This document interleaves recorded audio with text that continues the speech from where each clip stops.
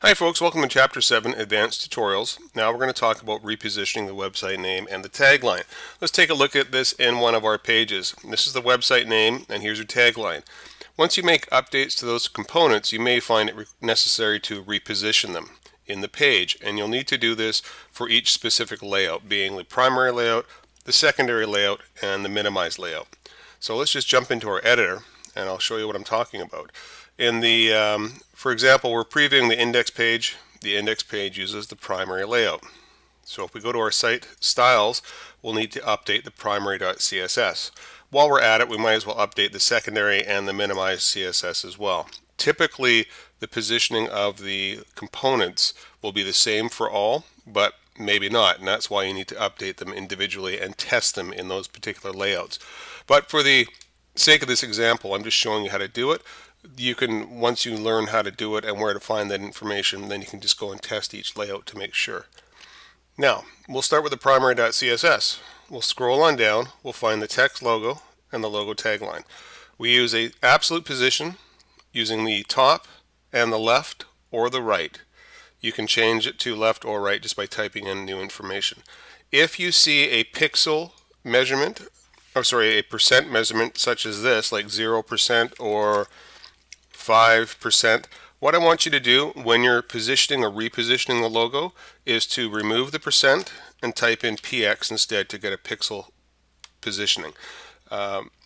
Percentages are great for generalizations. Pixels are very precise. So because you are repositioning something and you want something to be a specific area in the page, then you might as well put it to pixels so you can get it exact every time.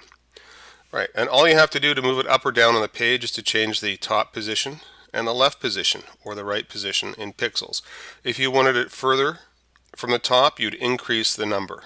So it's currently 85 pixels from the top. If you wanted it lower on the page, you'd increase it to maybe 125. Let's just save this and see what happens in our page when we preview it. There's a website name. I'm going to hit the refresh button.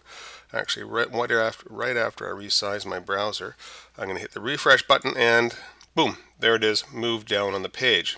Didn't really like that.